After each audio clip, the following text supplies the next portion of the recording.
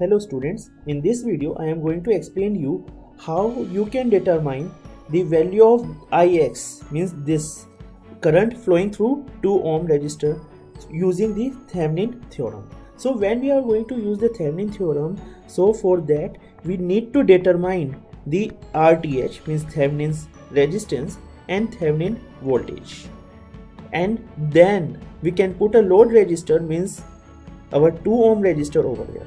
So once we get the value of VTH and RTH, then we can easily determine the value of I, that is our Ix. So our main task to solve this value of Ix, our main task is to get the value of VTH and RTH. So to get the value of VTH, what we need to do, we need to remove this 2 ohm resistor and we need to replace it with the open circuit, and after that we need to find this open circuit voltage. Now you can see this, as soon as we remove this 2 ohm resistor, our circuit, it gets divided into 2 parts. One part involves 100 volt, 8 ohm and 4 ohm. Second part of the circuit, it involves this, which 3 ohm, 10 ohm, 5 ohm and 8 ampere. So if I want to get the value of this node, then the value of this node, it will be equals to, let me name it as X and Y. So the value of this Vx, it will be equals to our, if the current is flowing in this direction, let this current be I1, then the value of this Vx, it is going to be 4I1. Similarly, for this Y, if the current is flowing in this direction and let the current be I2, then the value of this Y, this node, it will be equals to 3I2, right? And you can see our VOC is nothing but it is Vx minus Vy.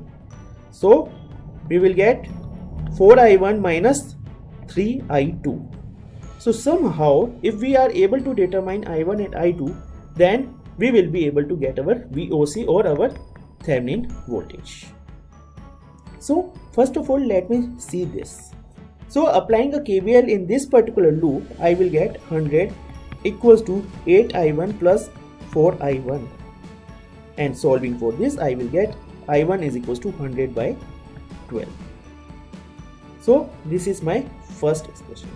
Now if I try to solve this one, so this circuit that involves 8 ampere, 10 ohm, 3 ohm, 5 ohm, I can redraw this circuit in this way.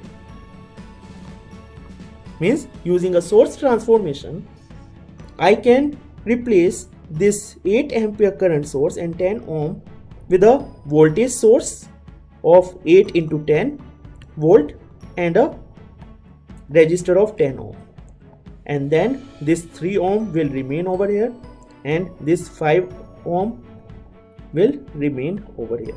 And now you can see our circuit, it looks simple. And simply if I now apply KVL in this equation, I will get this becomes 80 volt. So simply I will get 80 equals to 10I2 plus 3I2 plus 5I2. So I2, it will be equals to 80 upon 18. So substituting the value of this I2 and I1 in this equation, I will get the value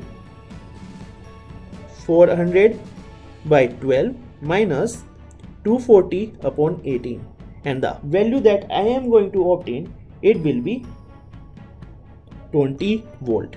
So the value of VTH, it is going to be 20 volt. So let me write this value over here, 20 volt.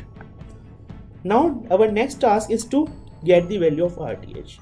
To get the value of RTH, what we need to do, we need to remove the load resistor, we need to short circuit the voltage source, and we need to open the current source. So doing that, we will get the circuit like this. And after that, simply we need to determine the equivalent resistance across Rx, and this R equivalent, it is going to be our RTH. RTH, it is going to be our R equivalent. So this circuit can be redrawn as, you can see this 8 and 4, they are in parallel. So the equivalent resistance of this, it will be 8 into 4 plus 8 into 4 upon 8 plus 4, it will be 8 into 4 upon 12, so 4 and 3, so it is going to be 8 by 3. So I can redraw this circuit as, this is my X, so one resistance of 8 by 3 ohm. Then this is my Y, and over here you can see this 10 ohm and 5 ohm, they are in series, and this, so it will make it 15, and this series, it is in parallel with 3 ohm. So 15 into 3 upon 15 plus 3, I will get 15 into 3 upon 18, so 3, 6, 5, 2, so I will get 5 by 2 ohm. So over here it is going to be our 5 by 2 ohm. So now since 8 by 3 and 5 by 2, they are in parallel with each other, they are in series with each other, so our R equivalent, it will be 8 by 3 plus 5 by 2, so it is going to be 31 by 6 ohm. So our RTH, it is our 31 by 6 ohm. So I can put this value over here in the Thevenin equivalent circuit, so 31 by 6 ohm. And now since I know the value of VTH, RTH and RL, so simply I can determine the value of I or Ix equals to VTH upon RTH plus RL, so 20 upon 31 by 6 plus 2, and the answer I am going to get, it is 2.79 ampere. So our answer is 2.79 ampere. So with this I end this video. If you have any doubt, you can put it in the comment box, and do subscribe my channel. Thank you.